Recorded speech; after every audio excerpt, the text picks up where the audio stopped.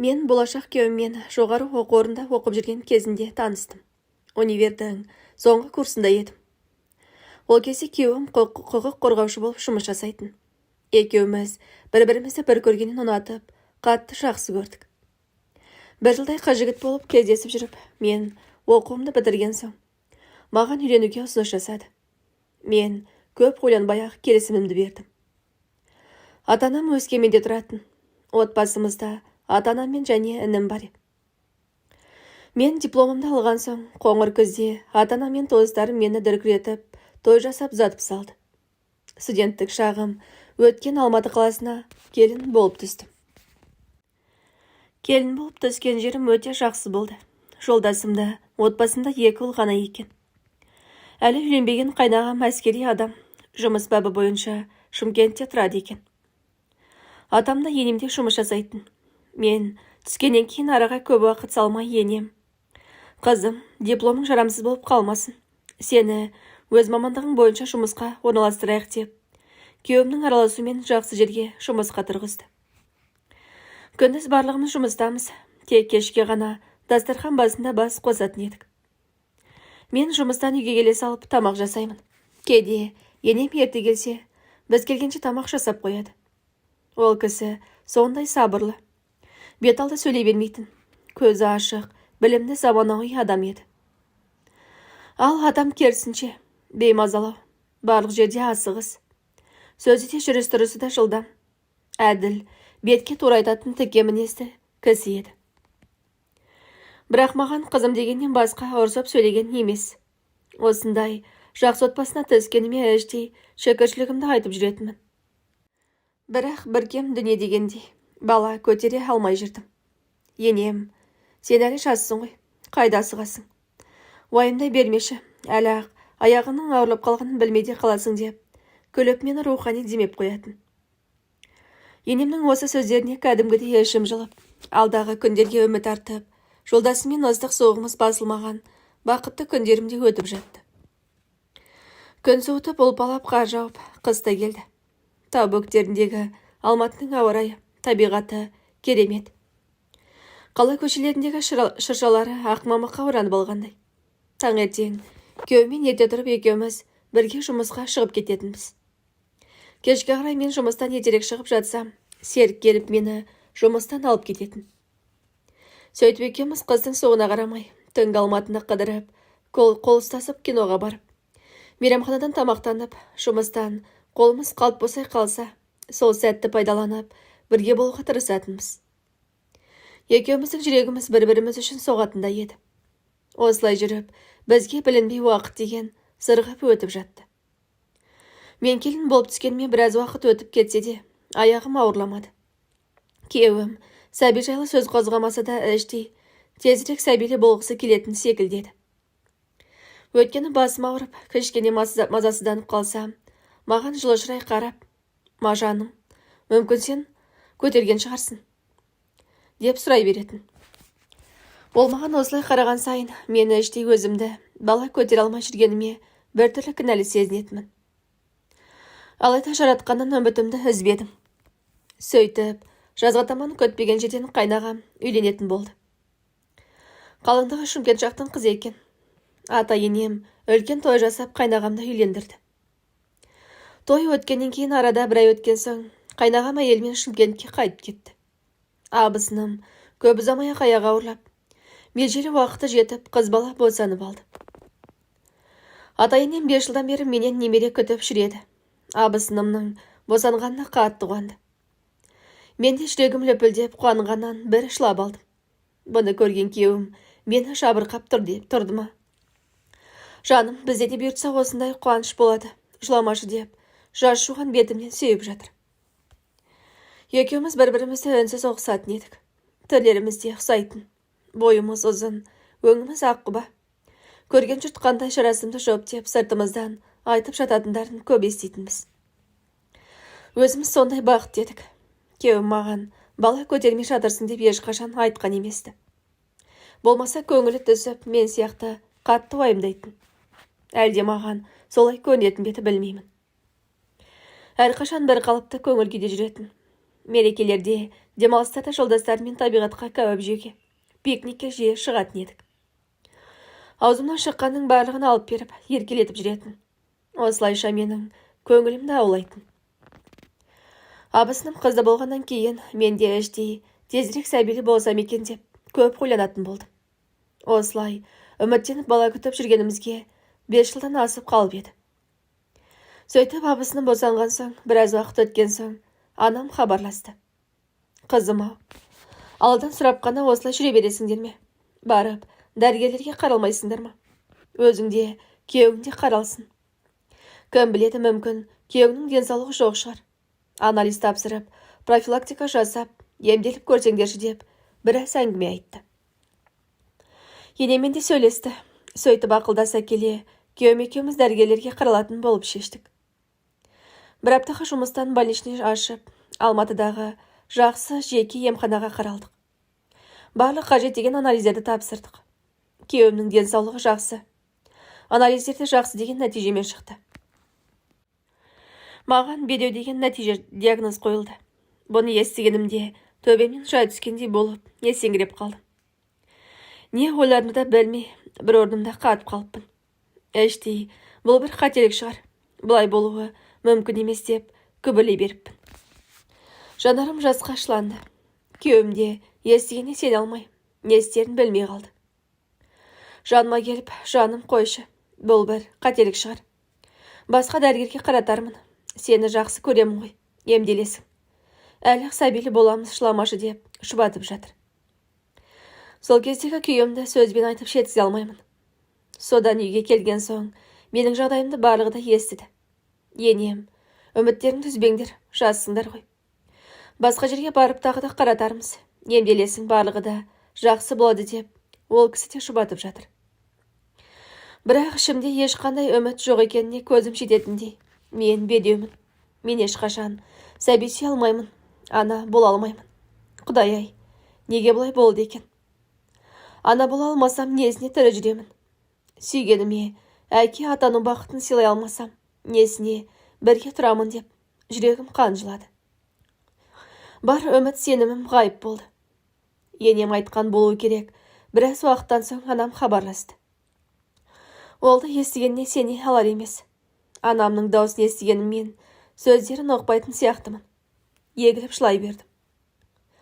Ертесінде дер сал күйде таң ата саласымен енем есікті тоқылдатып мені шақырып алды. Күйеуім ұйықтап жатыр еді. Шықсам, енем ас үйде шай дайындап қойыпты. Екеуміз отырып шай ішейік. Айтатын әңгімем бар деді. Менің жүрегім су ете қалды. Сен бедеусің, баламнан ажырас деп айтатын сияқты көрінді маған. Аяқ қолым дірілдеді. Алғаш рет өзімді бұл үйде бөтен адамдай сезіндім. Беті қолымда шайып келіп, ас үйдегі орындыққа отырдым. Енем түркиялық бір жеке фирмада бас есепші болып жұмыс жасайтын. Мен кешегі жағдайдан кейін кешкі ас ішпей жатып қалған болатынмын. Сол кезде енем жан-жақтан қарап, әріптес құрбыларынан жақсы дәрігер сұрастырып іздепті. Содан бір құрбысы Түркиядан келесі аптада бір білікті дәрігер Алматыға семинарға келетінін айтыпты. Неде болса, сол дәрігерге қаралып көріңіздер деп нақыл айтыпты. Енем қалайда бір мүмкіндік тауып, сол дәрігерге қаратамын деді. Маған осы жайлы айтпақшы болыпты. Жүрегім орнына түсті. Бір үміт оты жылт ете қалғандай болды. Келесі аптада күткен дәрігеріміз Алматыға келіпті. Семинар өткізіп жатыр екен. Қабылдауында болғысы келетін әйелдер өте көп. Дәрігер бір аптаға ғана келіпті. Үлгерсең үлгердің, үлгермесең қалдың дегендей. Әйтеуір күйеуім құзырлы органда істегендіктен соның арқасында қабылдауына жазылдым. Енемен бірге әлгі дәрігерге бардық. Дәрігер орта жастағы ер кісі екен. Маған тек анализдер тапсыруға УЗИге жолдама берді. Барлығын тапсырып УЗИге түстім. Нәтижесіне ертең келіңіздер. Өзіңізді анализ нәтижелері шыққан соң қабылдаймын деп қайтарып жіберді. Сол түнді кірпік қақпай өткіздім. Таң атпай, түн ұзарып кеткен сияқты көрінді. Сонымен бір кезде көзім ілініп кеткен екен. Жолдасым таң ата мені оятпай жұмысқа кетіп қалыпты. Бір кезде есіктің сықырынан селк етіп оянып кеттім. Сөйтсем, енем екен. Қызым, тұра ғой. Атаң бізді көтіп отыр. Емханаға кеттік деген соң, атып тұрып киіне бастады. Шықсам мен енем мені көлікте күтіп отыр екен. Содан атам бізді көлігімен емханаға зарылдатып алып барды. Дәрігерде келген екен. Енем екеуміз қабылдауына кірдік. Дәрігер мені қарады да сосын медбике барлық анализдер нәтижесін әкеліп берді. Дәрігер қарап шықты да, тағы да сол бедеусің деген диагноз қойды. Тағы бірдемелер айтып жатыр еді. Мен соңына дейін тыңдамай шығып кеттім. Жүрегім өрікпіп, өзегім өртеніп кетті. Ойым сансаққа кетіп, осымен барлығы бітті дедім. Ана, бола алмайтын болсам, өмір сүрудің еш маңызы жоқ еді. Ана болу бақыты маған бұйырмаған екен. Не деген зор маңдай едім. Бетімді басып жылаған күйі далаға бірақ шығыппын. Кенет, қызым, қайда барасың деген атамның оқыс даусынан селк етіп тұрып қалдым. Атам шапшаң басып артымнан тез келе жатыр екен. Мен үнсіз ғана тұрып қалдым. Сол кезде емханадан артымнан енемде шығып, асығып жанымызға келді. Сөйтті де, атама үйге кеттік деді. Атам екеумізге бір қарады да, жүріңдер көлікке деп, үйге келдік. Мен үйге кірген соң ата енем дүкенге барып, келеміз деп қайта шығып кетті. Мен бөлмеме кіре салып, айқайлап жыладым. Ішім алай-дүлей болды. Бар үмітім өшті. Енді не істеймін деген сан түрлі ойлар санамды жайлады. Өз-өзімді жек көріп кеттім. Себеп қосылған жолдасыма перзент тигізе алмасам, несіне оған жар боламын. Осылай қанша уақыт отырғанымды білмеймін. Бір кезде жантайып жатып едім, талықсып, көзім ілініп кетіпті. Күбірлеген дауыстардан оянып кеттім. Тіс ауып кетіпті. Жұмыстан күйеуімде келген екен. Ата-енем үшеуі қонақ бөлмеде сөйлесіп отыр. Есікті ақырын ашып шыққалы жатыр едім. Енем, бала асырап алсақ қайтеді. Баланы бала шақырады. Қаншама бедеу деген әйелдер бала асырап алғаннан кейін Алланың құдіретімен көтеріп, сәбилі болып жатыр ғой. Бір жетімді бауырымызға басып, сауапты жасармыз деп жатыр еді. Атам шорт кесті. Керегі жоқ, тексіз бала. Қасқырдың баласын қанша асырсаң да орманға қарап ұлиды. Ертең қандай боларын кім білсін. Өз тұқымым, өз баламнан туған немере керек. Бала белде, қатын жолда. Болмаса баламның бағын байламасын деді. Өз құлағыма өзім сене алмадым. Күйеуім ажыраспаймын, не болса да бірге көреміз. Мен оны жақсы көремін. Басқа елдің керегі жоқ маған деп шарт-пырт болды. Енем болса айғайламаңдар, болды. Келін естіп қояды. Болды, қойыңдаршы деп жатыр. Мен есі ауысқан адам секілді бөлмеде ары-бері теңселіп, ерсілі-қарсылы жүре бердім. Сосын есікті сырт еткізіп ашып, түк естімегендей бөлмемнен шықтым. Күйеуіме қарап, бүгін ерте келіпсің ғой. Мен кешкі ас жасайын деп, аз үйге қарай өтіп кеттім. Артымнан үшеуінің маған қарап қалғанын сезіп бара жаттым. Ішім өртеніп жатса да, түк білдірмей кешкі ас дайындадым. Дастархан жасап, барлығын кешкі асқа шақырдым. Үнсіз ас іштік. Сосын бәрін жинап, ыдыстарымды жуып бөлмеме келдім. Күйеуімді қатты құшақтап алдым. Ол да мені құшақтап еркелетіп жатыр. Уайымдама. Барлығы жақсы болады. Бір шешімін табармыз. Дәрігер біраз ем-дом жазып беріпті. Үміт үзбеңіздер депті. Мүмкін болып қалар деп мені жұбатуда. Мен осы сәтте ештеме ойлағым келмеді. Сүйген жарымның құшағында балда еріп, бара жатқанда едім. Осылайша ешқандай шешім таба алмай, бала сүю деген бар үмітімді үзіп, тек күйеуімді қимай, ата-енем үнсіз күндер өтіп жатты. Сөйтіп, жүргенде жазғы демалысын алып, қыздарымен, қайнағамен абысыным келді. Барлығымыз оларды қуана қарсы алдық. Қыздары тай-тай басып, жүріп қалыпты. Сонда сүйкімді өзі. Абысыным әші томпеп шығып, екіншісіне аяғы ауырлапты. Мұнысын менен басқа барлығы білген екен. Тек менің көңілім түспесін деп айтпаған көрінеді. Атам қой сойып, туған туысты шақырып, ырымын жасап немере қызының тұсауын кесті. Мен оларға қызыға да қызғана қарадым. Келген жұрт ішіп-жеп батасын беріп тарқасты. Сол түні дөңбекшіп ұйықтай алмадым. Қайнағам отбасымен бір айдай болды біздікінде. Ата-енем немерелерін қолдарынан тастамайды. Күйеуім де жұмыстан келе сала кішкентай қызды іздейді. Күнде тәттілерін алып келеді. Үйімізде бала дауысы былдырлап, барлығының көңілдері көтеріңкеді. Мен ғана ішімнен тынып жүре бердім. Ешкімге іштен мұңайып жүргенімді, ештемемді білдірмедім. Бір күні енем, бір жақсы көріп кел молда кісіге барамыз деп, мені ертіп, апарып өшкін оқытты. Мүмкін қазақы ем-дом әсер етеді ме деп ойлаған шығар. Мен селсоқ күйде жүре бердім. Іште бар үмітім өшкен болатын. Мені ұстап тұрған тек күйеуіме деген махаббат қимастық сезім еді. Қайнағам демалысы бітіп, отбасын алып, Шымкентке қайтып кетті. Үйде қайтадан өлі тыныштық орнады. Ешқайсымыздың көңіл күйіміз жоқ. Жұмыс үй сонымен уақыт өтіп жатты. Бір күні абысының босанды деген қуанышты хабар келді. Ол босаныпты. Ата-енем дереу жиналып, күйеуіммен бірге машинамен Шымкентке кетіп қалды. Мен үйге қарап жалғыз қалдым. Сол 3 күнде әбден ойланып, барлығын саралап, анама тез келіңіз деп қоңырау шалдым. Мен күйеуімнің бақыты үшін шешім қабылдадым. Келін болып түскеніме 8-ші жылға кетіп барады. Әлі құрсақ көтермедім. Күйеуімді қанша сүйсем де оны әке болу бақытынан айыруға ешқандай құқым жоқ еді.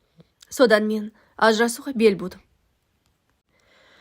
Ата-анаммен хабарласып тұратынмын. Анам менің жағдайымнан хабардар болатын. Бар мұңымды анама шағып жылап алатынмын. Анашым осы уақытқа дейін мені жұбатып, қолда көрсетіп келді.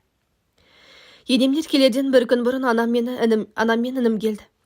Әкем екеуін мені қайтамын десе жиып теріп, қызымды алып келіңдер. Тағдыры солай болса қайтеміз енді. Әшіңе сыйған балаң сыртыңа да сияды депті. Бір түнде анамдармен бірге бар жасауымды жинап қойдық.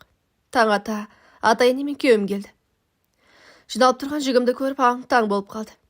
Анам амандасы болған соң мән-жайды түсіндірді. Күйеуімнің көздері ашу-ызаға толып маған қарады. Ата-енем болса анамды үнсіз ғана тыңдады. Мен олардан кешірім сұрадым. Мені қыздарыңыздай көрдіңіздер. Бір қабақ шытып, маған сөйлеп ұрысқан емессіздер. Бар жерге қараттыңыздар. Амал қанша, қолдарыңыздан келгенді жасадыңыздар. Сіздерге ешқандай ренішім жоқ. Маған баталарыңызды беріңіздер. Ұлдарыңызды әке болу бақытынан айыруға құқым жоқ. Оған шын жүрегімнен бақыт тілеймін дедім. Осы 2 ауыз сөзді жүрегім ауырып, жаным қиналып әрең айттым. Сол кезде күйеуім ұшып тұрды да ас ішетін столда үстіндегі асымен бірге төңкеріп жіберді. Мен сені жібермеймін. Бала асырап аламыз. Кетпейсің. Неге менімен ақылдаспай мұндай шешім шығарасың деп қалш-құлш етіп айқайлап кетті. Одан мұндайды күтпеген біз шошып кеттік. Атам ұлына отыр, ашуыңды бас, айқайлама деп жатса да күйеуім тоқтар емес. Қабырғаны жалаң жұдырығымен соққылап, үйдегінің барлығын қиратып бара жатыр. Енем көзі мөлтілдеп жылап қалды.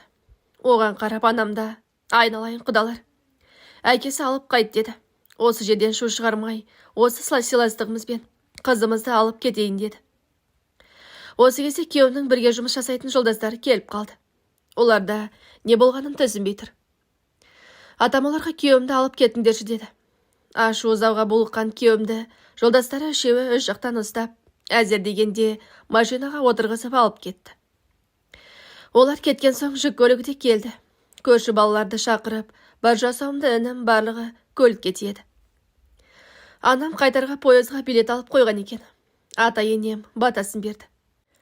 Сонымен енемен шылап қоштасып кете бардым. 8 жыл тұрған құтты мекеніммен қош айтысып, қимастықпен артыма қарай кете бардым. Өскеменге туған жерме, өзімнің туып өскен үйіме келдім. Әкем мені көзіне жас алып қарсы алды. Осы 8 жылда інім үйленіп бір балалы болған. Келінім асты үстіме түсіп, шай жөндеп жүр. Кішкентай інімнің баласы балдырлап тай-тай басып жүгіріп жүр. Сол кезде қандай күйде болғанымды сөзбен айтып жеткізе алмайтын едім. Мен үшін өмір тоқтап қалғандай болды. Ата-анамның жұбату сөздері. Менің қас-қабағыма қараған інім мен келінім ештеме әсер етпейтін тіреулік секілді едім. Әкем ажырасу жағын қолға алды. Адвокат арқылы мені ешқандай ажырасу процесіне қатыстырмай, заңды түрде ың-шыңсыз 2 айдың ішінде ажырастырып жіберді. Арада бала болмаған соң, ортақ мүлік болмаған соң, барлығы тез бітеді екен ғой. Сонымен мен төпкілікті ажырасып кеттім. Осы аралықта күйеуім қайта-қайта звондайтын. Мен онымен сөйлеспейтінмін.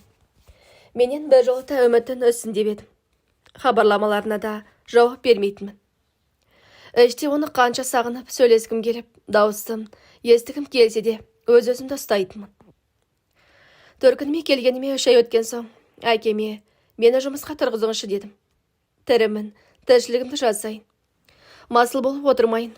Онсыз да мен келгелі үйден береке кеткенде еді. Бәрі менің қабағымды аңдып, артық сөз айтпайды.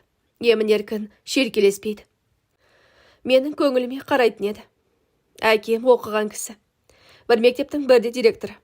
Анам да оқыған көз ашық сол мектепте мұғалім болып бірнеше жылдан бері жұмыс жасайтын. Әкемен де сол мектепке жұмысқа орналастырды. Сыртым бүтін, ішім түтін жұмысымды істеп жүріп жаттым. Күз өтіп қақаған қыз да келді. Қыз өтіп көгілдір көктемде келді. Айнала жазыл түске еніп, мен де өткенімді ақырындап ұмыта бастадым. Сүйген жарымен айырылысқалы оны бір сәтте ұмытқан емес едім. Болмаса, арада 1 жыл уақыт өтті. Бұрынғы қайын жұртыммен, күйеуіммен 1 жыл ара шігімді үздім. Телефон номерімді де ауыстырып тастап едім. Көп ұзамай інімнің келіншегі екіншісіне аяғы ауырлады. Бұны естігенде мен тағы да іштей күйзелдім.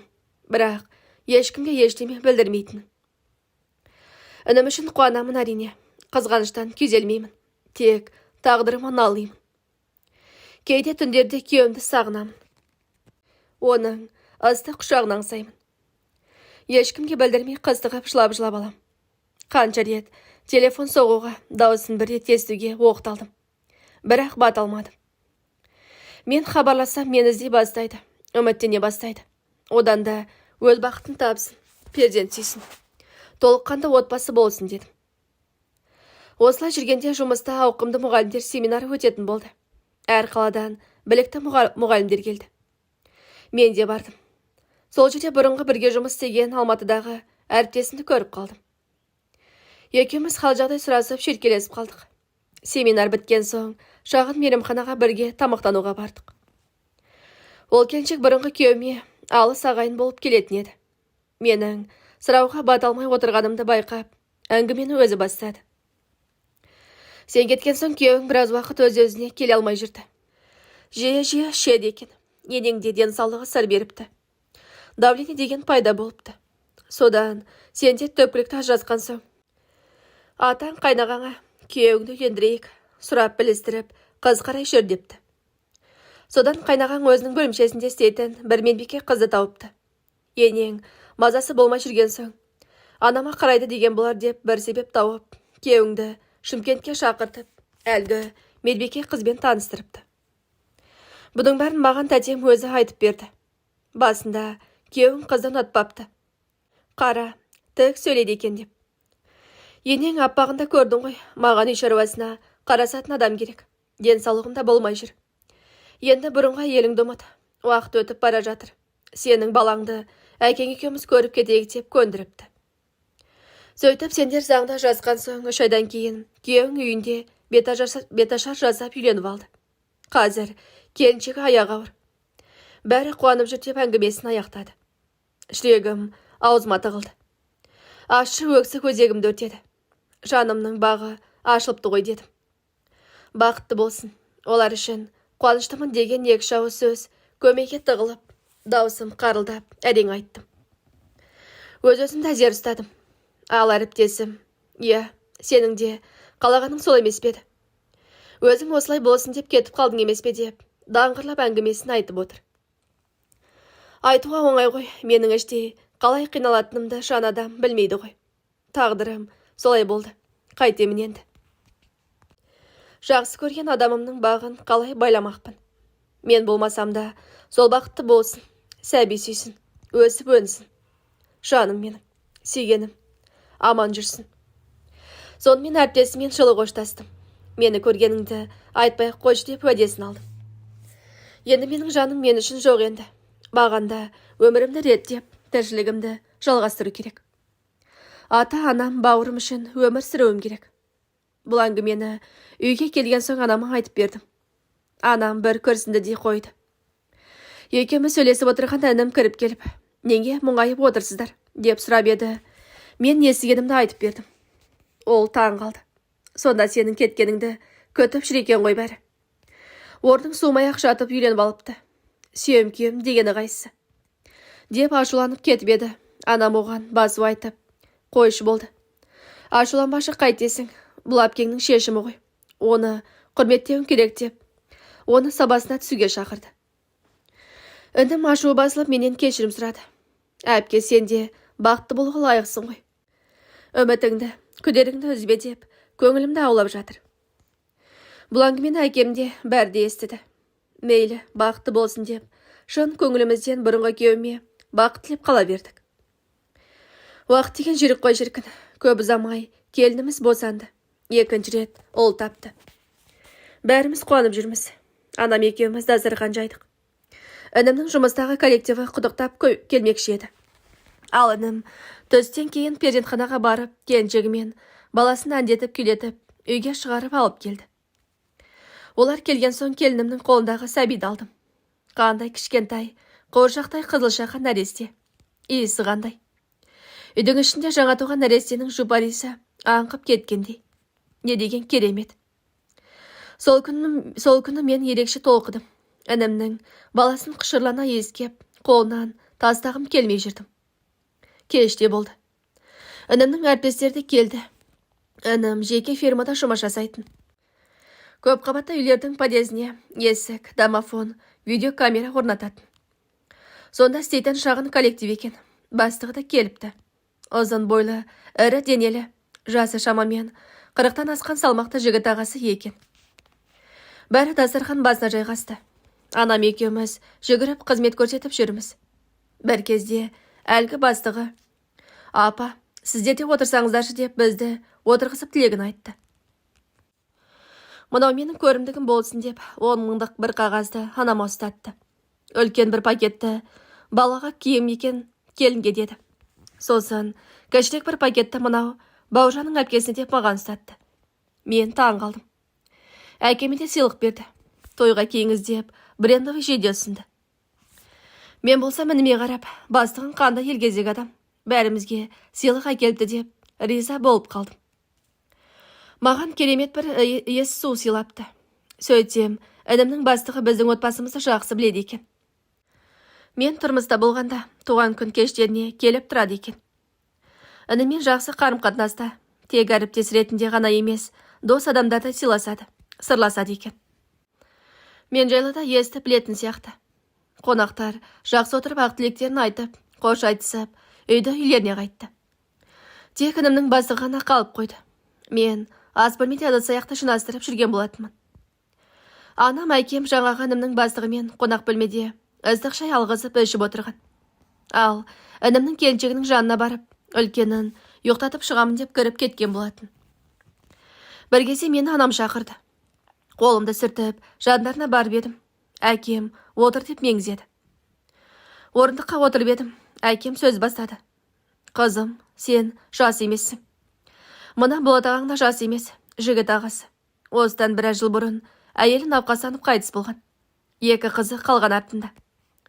Үлкенін анасынсыз жалғыз өзі ұзатып, құтты орнына қондырды. Кенже қызы қолында мектепті бітірейін деп отыр. Сені қайтып келгелі 2-3 рет көрген сыртыңнан. Айтуға баталмай жүр екен. Баукошқа айтқан екен шет жағасын. Оны ата-ана мен әпкеме сөйлесіңіз деген екен.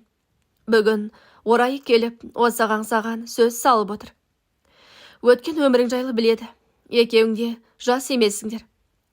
Жалғыздық тек Құдайға ғана жарасады. 2 жарты бір бүтін болсақ, қызыңызды ренжітпеймін деп отыр дегенде, мен не дерімді білмей, бетім ду етіп қызарып, төбемнен жай түскенде күйде, орнымнан қозғала алмай отырып қалдым. Мен мұндай ұсынысқа біраз ойланайын деп жауап бердім.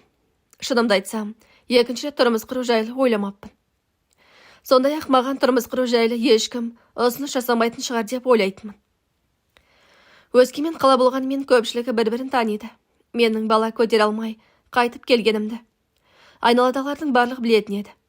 Кейде маған аянышты көздерімен қарайтындай көрінетін. Сонымен не керек ата-анам ойланайын дегенімде маған жалт қарады. Болат аға, жарайды. Ойланып көріңіз, мен асықтырмаймын. Өзіңізден хабар күтемін деп, орнынан тұрып кетуге ыңғайланды. Інім сыртқа шығып шығарып салды. Ол кеткен соң, ата-анам маған біраз ақылдарын айтты. Жақсы жігіт. Біраздан бері білеміз дейді. Оқыған, пысық, өз кәсібі бар, жағдайы жақсы. Саған арқа сүйер ер азамат бола алады. Біз мәңгілік тұрмаймыз ғой. Біз кеткен соң, келіннің қабағына қарап қаласың. Дәл қазіргі жағдайыңды осы Болаттан артық өмірлік жолдасы бола алатын адамды таппайсың. Ол саған бала тумадың деп айтпайды. 2 қызы бар, бұйырса немерелер де болар. Ойланатын ештеме жоқ деп нықтап отырып айтты. Сол күні түнімен көп ойландым. Қарап тұрсам, әке шешемдікі дұрыс сияқты. Жалғыздық жаратқанға ғана жарасқан дегендей ертесінде ініме сөйлестім. Бастығы жайлы сұрадым. Ол да жақсы кісі, саған жайлы болады дейді. Әйелі бұрыннан жүрек талмасы бар екен, тіркеуде тұрған екен. 2 қызын босанған соң жағдайы нашарлай беріпті. Содан небәрі 37 жасында тура мүше жаста жүрек талмасы ұстап, қайтыс болып кетіпті. Үлкен қызы ол кезде бой жетіп қалған. Кішісі небәрі 12 жаста екен. Содан бері Болат аға қыздарын өзі қарап өсіріп, үлкенін жақында тұрмысқа беріпті. Кішісі мектеп бітіргелі отыр. Сосын ол да оқуға кетеді. Аға екеуің ғана тұрасыңдар. Қыздармен еш қиындық бола қоймас деді. Орталықта 3 бөлмелі пәтерде тұрады екен. Әйелі қайтқалы, қыздарым өссін.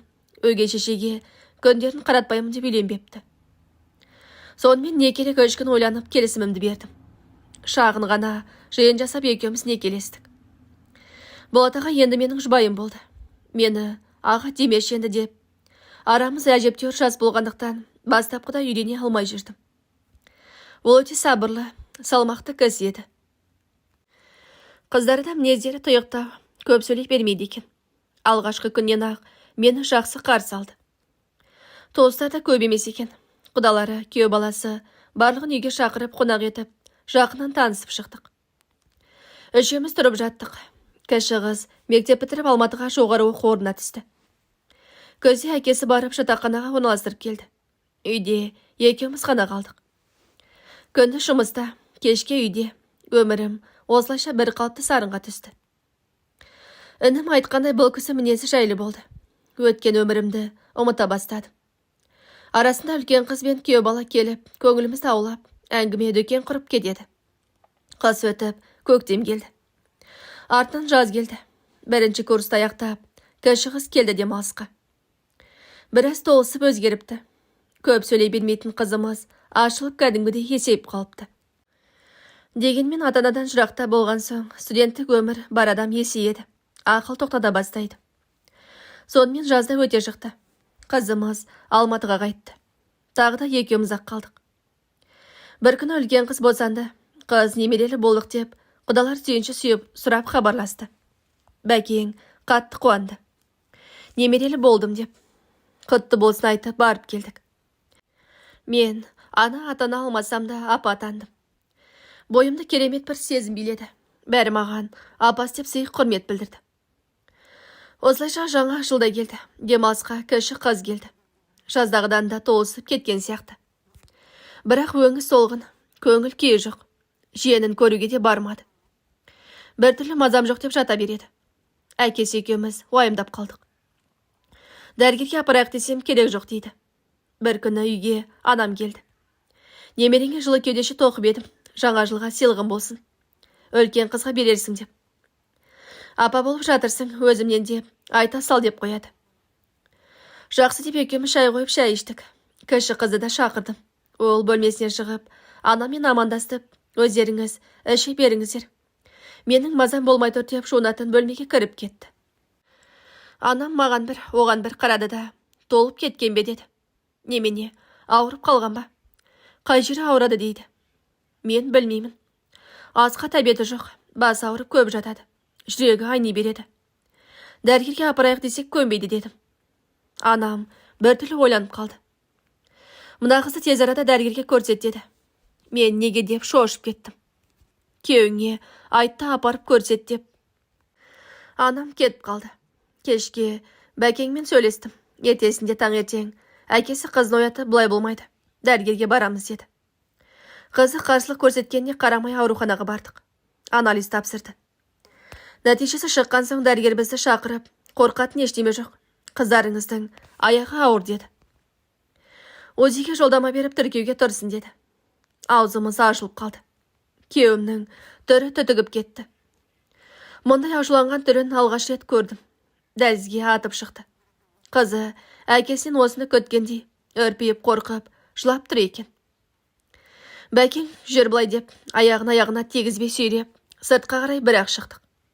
Көлікке отырыңдар деп, отырғызып алды да, үйге қарай қыздай ұшты. Лезде үйге жеттік, кіре сала, кім ол? Бұл қашан болды деп, қызын сұрақтың астына алды. Ұрысып, байқұстың жер-жебіріне жетті. Мен тынышталдырмақ болып басу айттым. Қойшы енді, аяғы ауыр ғой деп едім, сылқ етіп отыра кетті. Мен кінәлімін, дұрыс тәрбие бере алмадым деп, өзін кінәлады. Қызымыз Алматыда бір жігітпен танысып, бір-бірін сүйіп қалыпты. Кездесіп жүріпті, жігіт үйленемін деп, уәде беріпті. Содан аяғы ауыр болып қалған айтқан соң, жігіт ізім-ғайым жоқ болып кетіпті. Жігіті қайтып келер деп үміттеніп көтіп жүріпті, іздепті таппапты. Содан жасанды түсік жасатпақшы болыпты. Бірақ мерзім үлкен деп, ешқандай дәрігер келіспей қойыпты. Сонымен демалыс болған соң жатақханадағы құрбылары кетіп қалған. Әкесі, неге келмей жатырсың? Демалысқа қайт деген соң, амал жоқ келіпті. Бізге қалай айтарын білмей, басы қатып жүрген екен. Менің ешқандай тәжірибем жоқ болғандықтан, оның аяғы ауыр екенін, токсикоз болып жүргенін де аңғармаппын. Анам бірдемені сезгенде дәрігерге барыңдар дегені сол екен. Я Аллам, мен қанша жыл сенен бала күсірадым, қанша қиналдым, үміттендім, күттім. Сұрағанға бермей сұрамаған, күтпеген керек қылмағанға қалай бере салдың екен. Енді бұл қыздың тағдыры не болмақ? Сәбише, оның не жазығы бар еді? Көңілім құлазды. Күйеуім де көңілсіз жатып қалды. Қыз да өз бөлмесінен шықпай жатып қалды. Сонымен ертесінде күйеуіммен ақылдастық. Ол жігітті іздеп, таппасымыз анық. Ұрысқаннан не пайда? Болар іс болды. Ауруханаға қайта бардық. Қызды УЗИге түсірдік.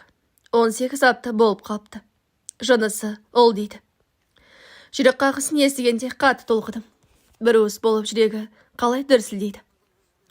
Өзімнің аяғым ауыр секілді қуанып жүрмін. Шыққан соң күйеуіме айттым. Ол бала болады екен деп. Оның жүзінен де бір қуанып қалғандайын байқағандай болдым. Күйеуім аяқ астынан Алматыға көшеміз деді.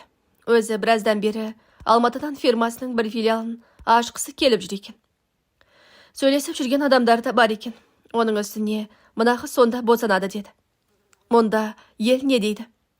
Қайбетмен жүремін енді деп қамықты. Жүрегім атжа толады. Ол жаққа қалай барам? Ойым сан саққа жүгірді. Бұрынғы қайын жұртым, күйеуім бір жерде болмасын, бір жерде олармен кездесіп қалсам қайтемін. Бармайық дейін десем амал жоқ. Сонымен үйді сатуға қойдық. Қаладан жырақ жер телімі бар еді, оны да сатуға қойдық. Артық дүниенің барлығын сататынын сатып, беретінін беріп, аяқ астынан Алматыға көштік те кеттік. Студенттік кезім өткен Алматыға қайта оралдым. Алматыдан Есенсай өзеніне жақын жерден пәтер алдық.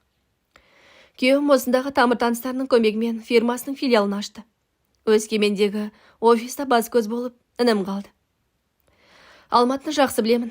Жайғасып алған соң, қызымды аяғы ауыр болғаннан бері оны осылай атайтын болдым. Тіркеуге қойдым. Универден денсаулығына байланысты деп академиялық демалыс алдық. 1 жылға. Өзім колледжге жұмысқа тұрдым. Осылайша жүріп жаттық. Ай сайын қызымды емханаға апарамын. Анализі бар. Дәрігерге қабылдауы бар. Бәрін өзім қолға алып қадағалап жүрдім. Жазға таман қызымыз айы күні жетіп, шекесі торсықтай ұл босанды. Әкесі өз тегіне жаздырды. Радоннан шығарып алдық. Үйге келген соң, қызым емізбеймін, арнайы тамақ беріңіз деді. Емізбегені қалай? Балаға ана sütü керек дедім. Ол үндемей, терезеге қараған күйі жылап отырып. Қызым өлмесін, өлмесін деп, аяғына таңып-таңып ұрды. Содан күйеуім өлді. Өлді, өлді деп, аяғына таңып-таңып ұрды. Содан күйеуім өлді. Өлді, өлді деп, аяғына таңып-таңып ұрды. Содан күйеуім өлді. Мен оны қарағым келмейді деді. Мен жаспын, оқуымды жалғастырғым келеді. Өмір бойы әкеме алақан жайып, жалғызбасты ананың күйін кешкім келмейді.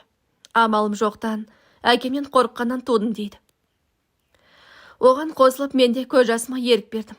Жаным, мен осы ана болу бақытына жете алмай, қаншама тауқым етті. Қайғы мұңды басымнан өткіздім емес пе?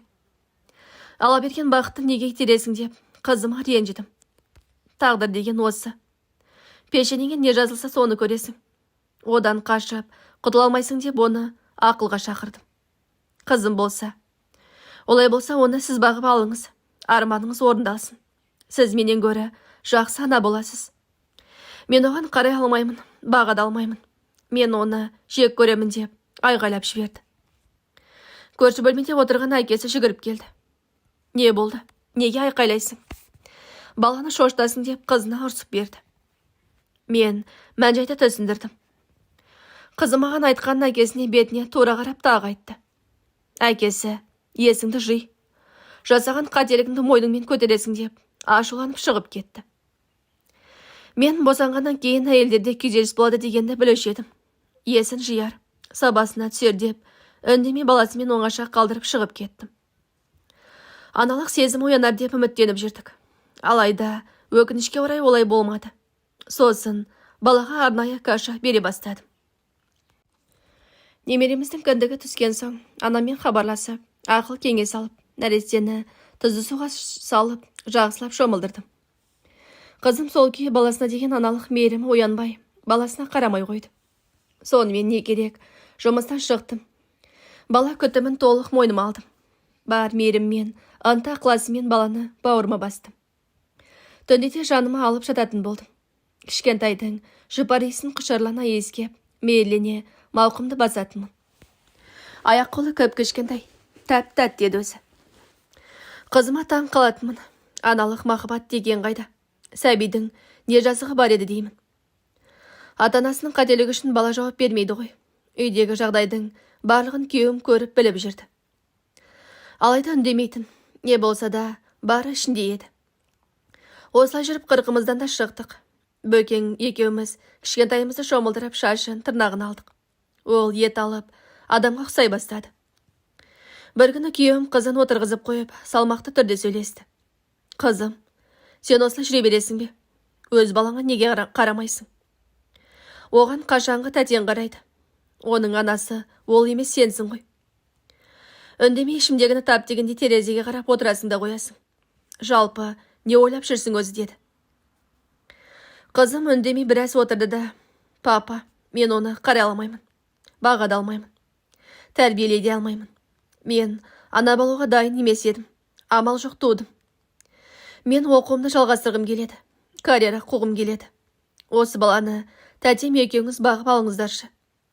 Сіздердің балаларыңыз болсын, менікі деп ешқашан айтпаймын. Сіздерді әке-шешем деп білсін, толыққанды отбасы болсын. Мені қинамаш деп жылап жіберді.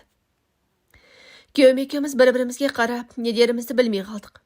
Бір кезде әкесі бәсең дауыспен қызына қарап, кейін өкініп қалмайсың ба деп еді. Қызы, жоқ, ешқашан өкінбеймін. Мен о бастан-ақ осының барлығын ойлап жүргенмін. Бұл баланы да амалымның жоқтығынан дүниеге әкелдім. Мен оңбай қателестім, әке. Мені кешіріңіздер деп, бетін басып жылап бөлмесіне кіріп кетті. Сонымен бұл тақырып бір жылы жабылды. Баланы толыққанды мен қарайтын болып, бар жауапкершілікті өз мойныма алдым. Бұл енді менің балам, өзім бағып, өзім өсіремін дедім. Қызымыздың оқуын Астанаға ауыстырды. Қызымен бірге барып, нағашыларына табыстап орналастырып келді.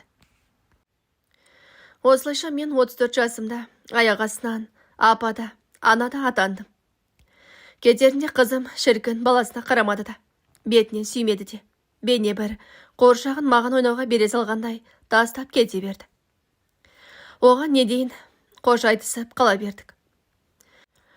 Дегенмен мен бақыт дедім. Күйеуім екеуміз күнде кешке Есенсай өзенінің бойына баламызды арбаға салып алып серуендейміз. Үйге келіп, кешкі ас ішеміз. Кішкентайды шомылдырып ұйықтатамыз. Сосын екеуміз шай ішіп әңгімелесіп отырамыз. Уақыт өте бір-бірімізге бауыр басып, үйренісіп кеттік. Тіпті мен оны жақсы көріп кеттім. Ол да мені аппағым, сұлуым деп еркелететін болды. Аллаға осы Бөкеңді жолықтырғанына шексіз риза едім. Әрбір істің де қайыры болады демекші. Менің сонша қиналғаным, бірінші некемнің сәтсіз аяқталғаны.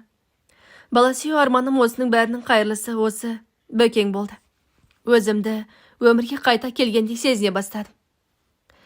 Алматыға ерте келген көктемнің табиғаты секілді менің де бар болмысым, бүткіл организмім. Жан-тәнім барлығы бүршік атып, тамырын жайып, оянғандай күй кештім. Күн санап кішкентайымызда өсіп келе жатты. Бетімізге қарап күлетін болды. Беті томпиып, қасы қалыңдап, Бөкеңе ұқсап бара жатқандай еді. Ол да ұлына қарап дән риза. Аллаға шүкір, қыздарым бар ғой. Бірақ жүрек түкпірінде ұлым болса деп армандайтынмын дейді. Міне енді ұлымда бар шүкір дейді. Арада біраз уақыт өткеннен кейін 3 айдан соң кішкентайымыз жасына толады. Соған орай ата-анамды, інімді, келініммен үлкен қызды шақырып атап өтсек ниет еттік. Үйге бір жеңіл жөндеу жұмыстарын жүргіздік. Барлық жерді жиып-теріп, ақтап сырлап дегендей. Көктем әсер етті ме, мен тез шаршап қала беретін болдым. Мазам қаша берді. Басым ауырып ұйқы қыса берді. Мұнымды Бөкеңде байқап жүр екен. Сенің соңғы кездері мазаң болмай жүр ғой. Дәрігерге қаралсаң қайтеді деді. Мен көктем әсер етіп жатқан болар. Осындай уақытта авитаминоз деген болады ғой. Сондай шығар деп қоя салдым. Сөйтсем Бөкең кішкентайдың қасына жатып аздап демалып алсаңшы. Түскі асқа сырттан дайын тамақ ала келемін деді. Мен басын десеп баламның қасына жантая кеттім.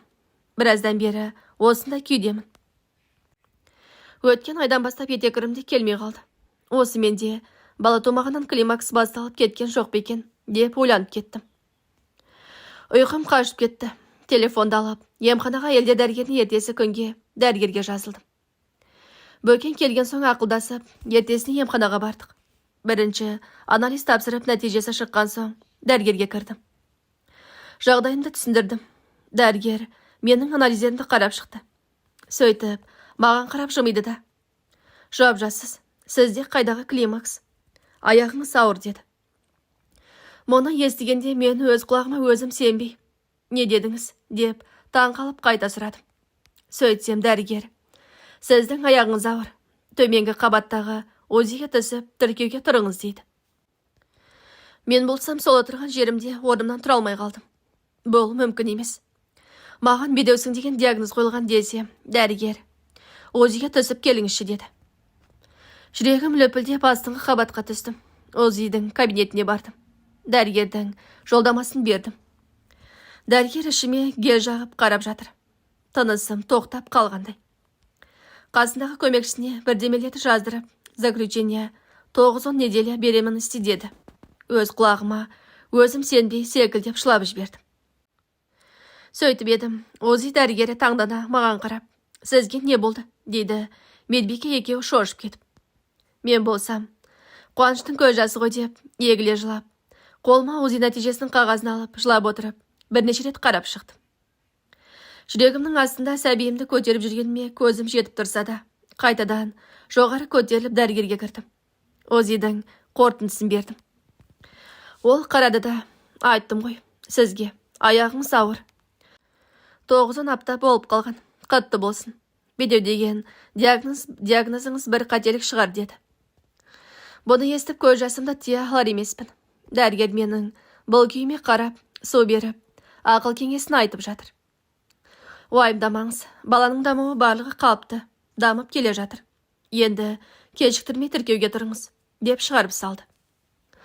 Емханадан шықсам, Бөкең аулада баланы арбаға салып тербетіп отыр екен. Мені көріп, орнан тұрды. Бала ұйықтап қалды. Бәрі жақсы ма? Дәрігер не дейді? Сен жылағансың ба? Тыныштық па, не болды деп? Сұрақтың астына алып жатыр. Мен Бөкеңді құшақтай алдым. Ол да мені құшақтап, шашымнан сипап жатыр. Қолына УЗИдің нәтижесінің қағазын бердім. Бөкең УЗИдің нәтижесін қайта қарады. Ол да мен секілді таңданып, сене алмай тұрған секілді. Бір кезде мені құшақтап, әппағым, сұлуым. Алла тағалама мыңда бір шүкір. Құдай қаласа, сен де енді толыққанды ана бақытына ие боласың. Барлығы да жақсы болады, еш уайымдама деп, ол да көңілі босап кетті. Жанарына жас үйіріліп, қуаныштан мені құшақтап, бетімнен қайта-қайта сүйіп жатыр. Сол кездегі күйімді сөзбен айтып жеткізу мүмкін емес еді.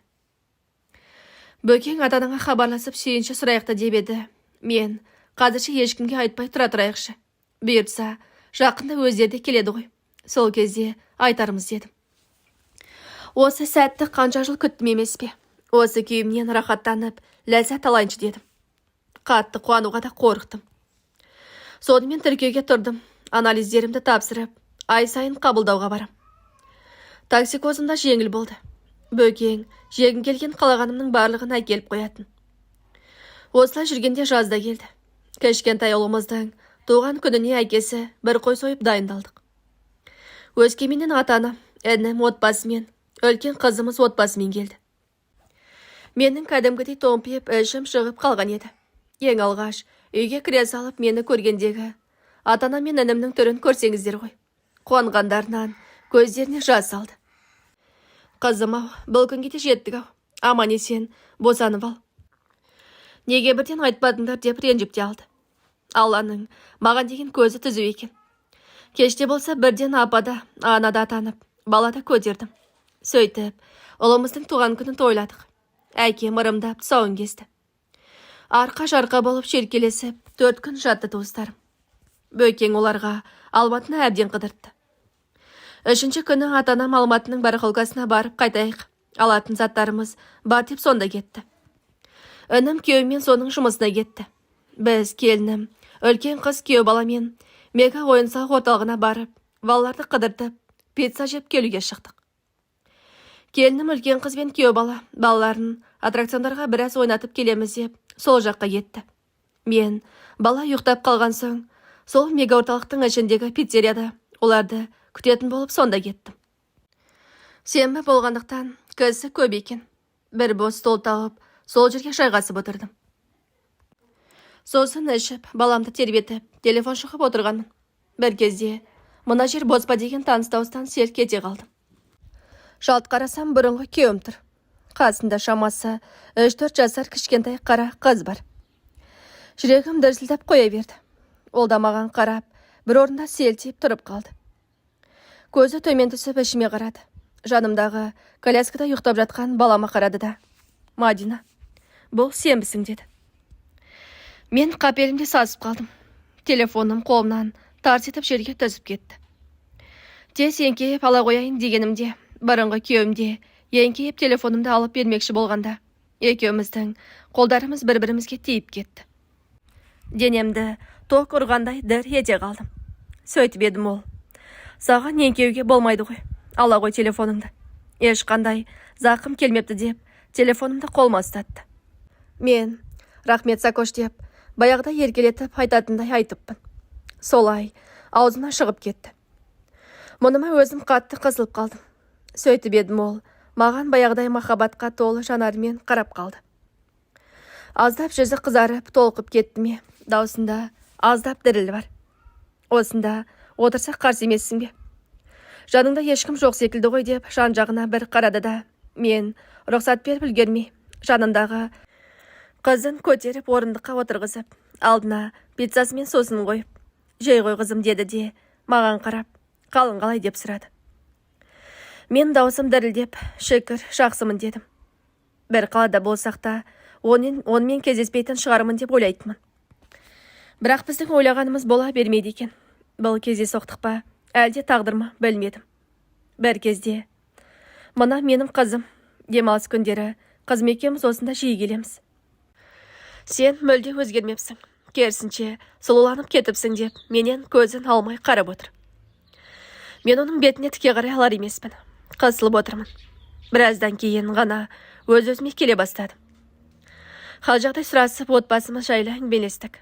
Осы кезде Сакошпен ескі бір таныстардай күйде болдым. Ол мен үшін қуанып отыр. Мен де ол үшін қуаныш дедім. Бір кезде, неге мені тастап кеттің? Үйленгеніммен сені ұмытқан емеспін. Суретіңе қарап, жиі еске аламын. Атынан іздеп баруға қаншама рет оқталдым. Бірақ мені тастап кетіп қалғаның есіме түсіп, ашуға бой алдырып, ойымнан айнып қалатынмын. Оның үстіне әкем мен ағам есімді жиғызбастан үйлендіріп жіберді. Бір жағы саған ашуланып, ерегісіп, үйленіп те кеттім. Тағдыр өз дегенін істеді. Сені енді көрмейтін шығармын деп ойлап едім дейді. Мен болсам, оны енді қозғамайықшы. Енді оның барлығы өткен өміріміздің еңсесінде қалды ғой. Қазір еш маңызы жоқ. Сенің бақытың үшін кеттім. Қазір міне, сен де отбасылы балалы шағалысың. Менің де күйеуім, балам бар. Бұйырса екіншімді босанамын. Өткенді ұмытып, болашақпен өмір сүрейік. Осылай болды, қайтеміз енді. Аман болайық деп, сөзімді аяқтадым. Ол да әрине, сен бақытты болсаң болды ғой деп, төмен қарап бір күрсініп алды. Сөйтіп отырып, біраз әңгімелестік. Бір кезде есік жақтан менікілер көрінді. Жан жақтарына қарап, мені іздеп жатыр екен. Сакошқа, мен мұнда достармен бірге келіп едім. Олар балалар бөліміне кеткен болатын. Біраз отырып қалыппыз ғой. Олар да әне келе жатыр. Аман сау болып тұр. Енді тұрасың ба дегенде ишара білдірдім. Ол да достарым жаққа қарады да, жақсы онда, саған бақыт тілеймін, сәттілік тілеймін, қош бол деп, қызын ертіп тұрып кетті. Артынан қарап отырып көз жанарымен шығарып салдым. Сыртқа шыққан соң, әйнекті қабырғадан қызын ойнатып, біраз бізге қарап тұрды да, қызын ертіп кетіп қалды. Сол бұрынғыдай тек кішкене толысыпты. Оны көріп, іште біртүрлі көңілім құлазып кетті.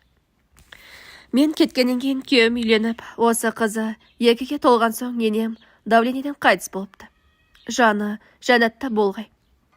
Туған анамдай болған жақсы кісі еді. Мұны естіп, біраз көңілім түзіп қалды. Жердомалақ деген осы екен-ау. Күйеуім Алматыға көшеміз дегенде, бірінші осы бұрынғы қайын жұртым мен күйеуімді көрмесем екен деп ойлап едім. Тағдыр екен, міне, арада қаншама жыл салып, оны да көрдім. Енді екеуміз екі бөлек адам едік. Ол кездердің барлығы артта қалды. Бұрынғы сүйген жарымның ендігі өз отбасы, балалары бар. Менің де өз отбасым бар. Сөйтіп туыстармен пицца жеп, біраз отырып үйге қайттық. Ертесінде барлығы жолға жиналып, бұйыртса босанғаныңда келеміз деп, қош айтысып, Өскеменге қайтты. Межелі уақытым жеткенде, күз айында мен де босандым.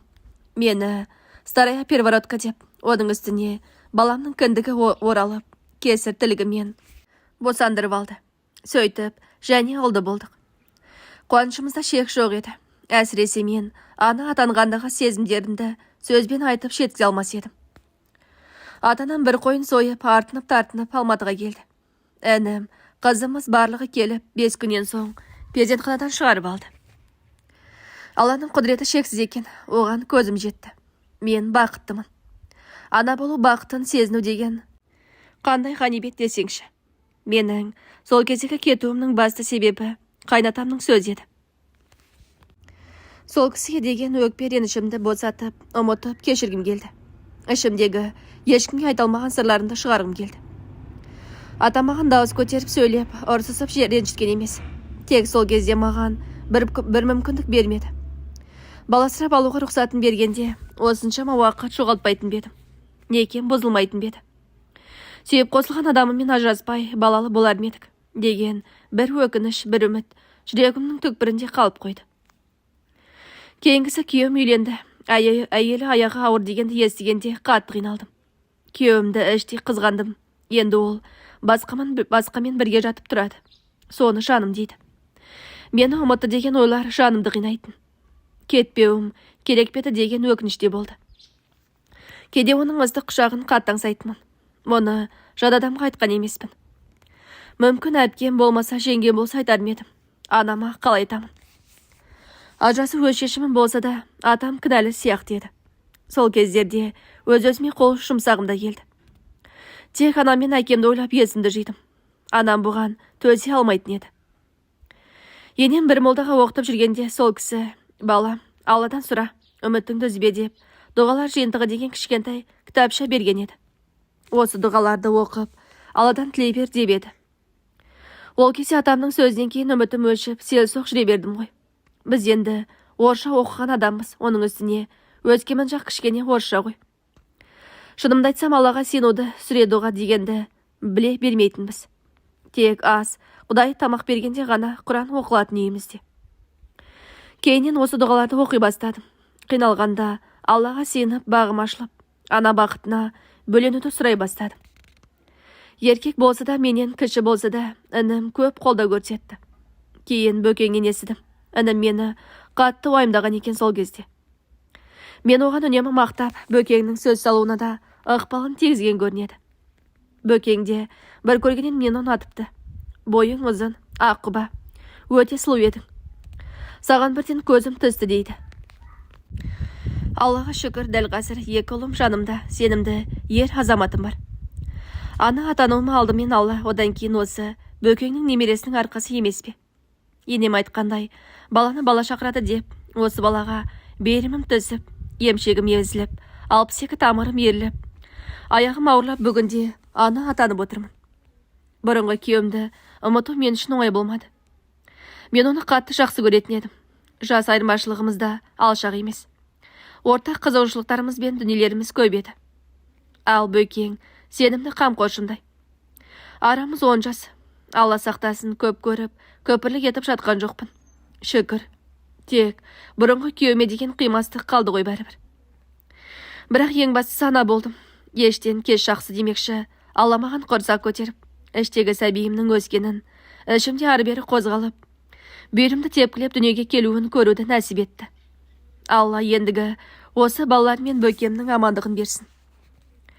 Кіші қызым жайлы айтар болсам, қызымыз әлі Астанада, оқуын аяқтап, жұмыс жасап жүр. Бізге жиі келіп тұрады. Баласына сол күйі мейірімі оянбады. Братишкам дейді. Оны да уайымдаймыз. Болашақта тұрмысқа шығып жатса, күйеу бала бір жерде, болмасын бір жерде бала туғанын, братишкам дегені бізге тастап кеткен, ол екенін естісе, қалай болады екен дейміз. Бөкең ол жайлы ойлама, бұл сенің балаң дейді. Дегенмен жер домалақ. Өскемендегі біраз туыстар естіген біздің жағдайымызды. Не болса да бұйырғанын көрерміз енді. Осы әңгімені сыртқа шығару арқылы кәдімгідей жеңілдеп қалдым. Өмір болған соң сан пікірде болады. Оған да ренжімеймін. Тек айтарым, қанша қиын болса да өмірдің сынағына сынбаңыздар. Алдағы күндерден үміт үзбеңіздер дегім келеді. Балаларымыз аман болсын.